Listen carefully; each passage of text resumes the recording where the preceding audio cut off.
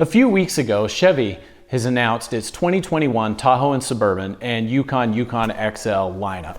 Now, as one who's owned a GMT 800 Tahoe and Suburban, I was actually quite excited about this announcement. You know, with the death of Hummer and a focus on miles per gallon and efficiency, you just kind of stopped seeing Tahoe and Suburban builds in the off-road community. Even the trucks have kind of gone more street-oriented. And I think that's because the later platforms, the GMT 800 or the GMT 900 and the K2XX, have these front bumpers that are so low that even with 33-inch tires on my 3/4 ton truck, I bent my license plate, which is, you know, up the bumper, on a little parking barrier in a parking lot. They are just so low, and the curves of the front of the vehicle are so rounded, and the attachment of the bumper so complicated that aftermarket bumpers not only, in my mind, look kind of funny, but they're also incredibly expensive, and they don't really seem to improve approach angles all that much.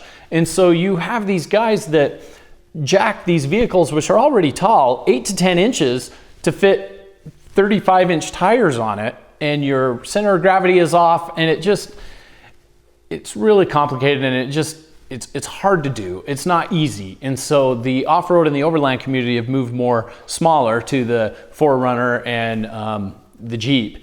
And if you needed something bigger that could handle more off-road, you actually see more Sequoia builds, especially the first generation, compared to the GMT 900 Chevys.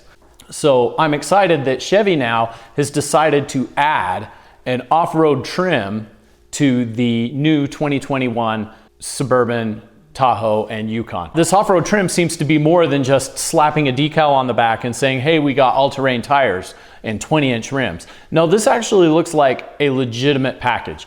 A couple years ago when they announced the Colorado ZR2 trim package, I thought, okay, Chevy engineers are finally gonna break into the off-road market. And I had high hopes for the GMC AT4 and the Chevy version of the half-ton truck off-road package. But then the AT4 came out and its approach angle is not even 25 degrees, and that is honestly pathetic and unacceptable. The Sequoia kicks its butt.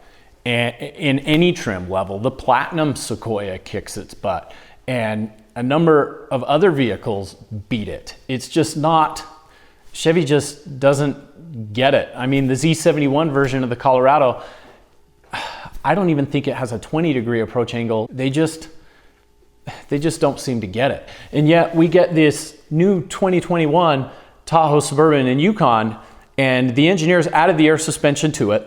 You can raise that up. And not only that, but look at this detail here. Chevy has trimmed back the front bumper like they did on the ZR2 to add even more approach angle. Now, we don't have any numbers yet, but just looking at what we have seen in the photos so far, I think you might be pushing 30 degrees, 30, 31. While not super excellent, that is actually decent in my mind. I tend to say, you know, anything stock that's at 30 generally has good engineering behind it. That's kind of in my experience. Due to the size of these vehicles, you're not going to be doing any serious rock crawling anyway. So now you're asking yourself, what is the point? Well, with the dimensions it looks like we have in these photos, this goes from what the previous generation Tahoe and Suburban is, a really light duty off-road vehicle because of the angles and the bumpers which it had. It really couldn't do much at all, to now it's a solid light duty, maybe even some medium duty 4-rated trails, and who knows, wheelbase friendly 5-rated trails with the air suspension. And so now you're saying, okay, can I use this for an overland platform? Can I use this for an overnight camping platform? And yes, I think it would be excellent for that. The Suburban, the Tahoe, you have a nice long roof line to mount the racks on, put your kayaks on, camping gear inside, you can sleep inside it. There's a lot of mounting options on these vehicles, and I really like that. With the air suspension, you got to ask if you want it. If you don't, can you trim some of these wheel wells, fit 35-inch tires, get a little bigger than what you've got? That remains to be seen, but I've got hopes that this will work. Now, I had active height suspension on my LX470. I wasn't a huge fan, but it performed admirably. The cross-linked air on my L322 Range Rover was flat out amazing. The on-highway ride was just comfortable. And then off-road, the off-road performance is actually really good. And it remains to be seen what Chevy does. I think Land Rover has either patented it or is the only one that pursues that. So my guess is this is not cross-linked. I couldn't see on their drawing any cross-linking valves. And what you're looking at in this type of vehicle is someone calls you up and says, hey, let's go somewhere. Let's go somewhere far, 400, 500 miles. And you're not thinking, oh man, I got this Jeep TJ and the back hurts on the kidneys and the wind noise. And it might not be a big deal, but there's something to be said about a vehicle that you can just put totes and camping gear in, totes of food and camping gear in, and just leave. And just burn 1,000 miles of highway, and then at the same time drop off-road and get hundreds of miles off-road, set up camp, and go to sleep, calm and relaxed. The truth was, when I had my L322 Range Rover, I was taking it out more than my Land Rover Discovery 2.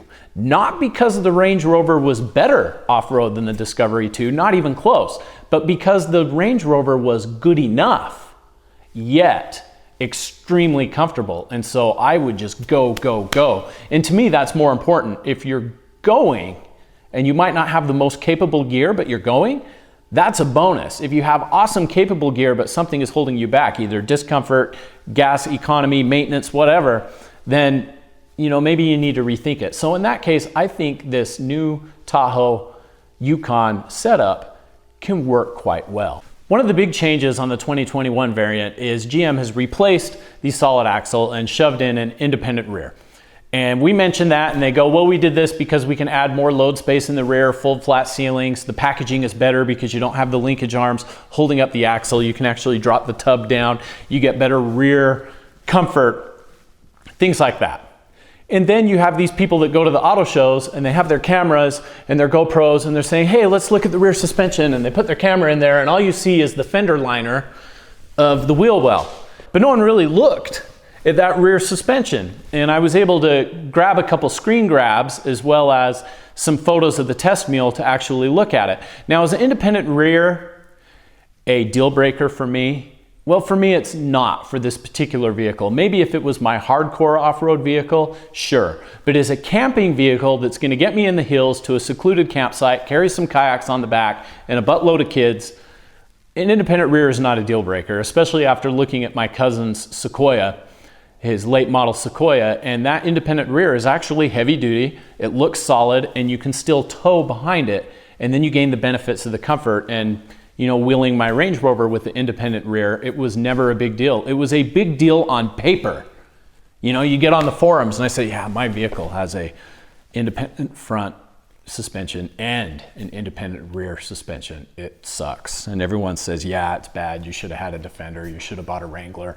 And on the internet, I was a loser because I had independent rear and independent front. But in the real world, all the trails I went on, it was fine.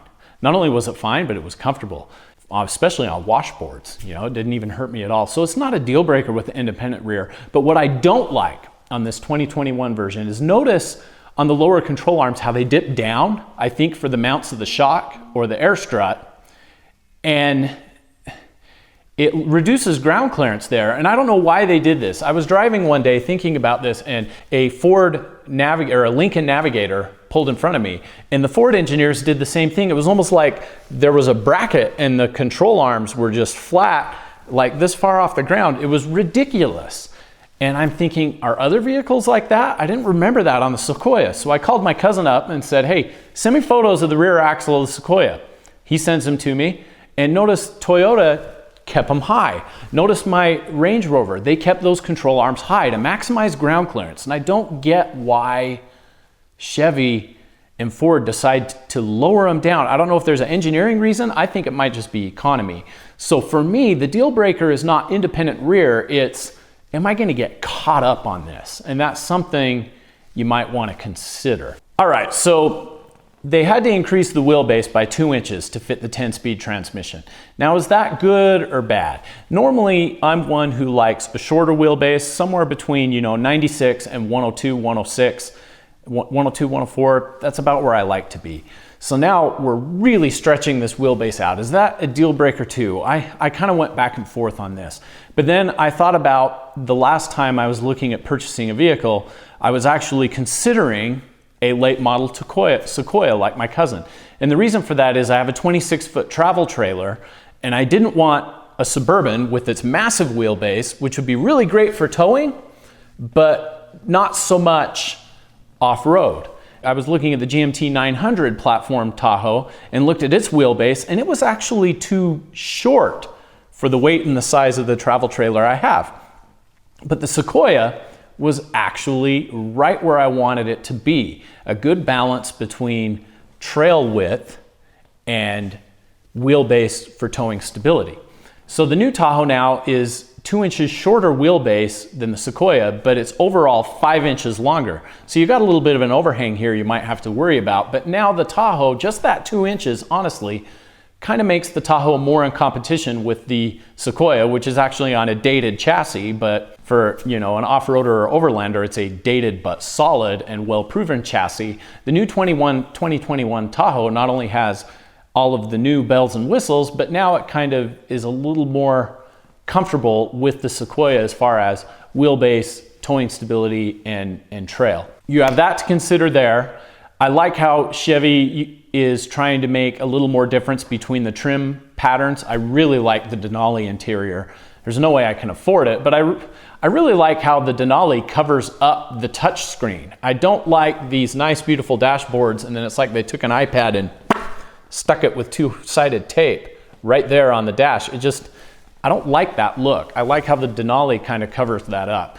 I like all the technology on this vehicle. You know, we'll have to see if it can really perform. Since the GMT 800, which was done in what, 2004, this is by far, even just looking at the photos, by far the most off-road capable Tahoe since then. At least this one I can imagine taking in the dirt. And for that, I'm really excited. So who is this vehicle for? This vehicle is for families, probably large families that need a lot of space, a lot of cargo room, people who are going on longer overland drives, which don't expect to see very terrible technical terrain, but might see moderate terrain and still want some capability there. You got a lot of cargo capacity. Those who want to tow at the same time, travel trailers, boats, there's good towing capacity there. I'm really excited for this vehicle. Well, there you have it. There's a quick overview of my impressions on the 2021 Suburban, Tahoe, and Yukon. And what are your thoughts? Do you like the independent rear suspension? Do you like the air suspension? Do you like the wheelbase increases? Do you think this is going to work out? Why don't you leave a comment below if you liked this webcast? Please subscribe. That's the best way to encourage us to give more content, and we'll see you on the trail.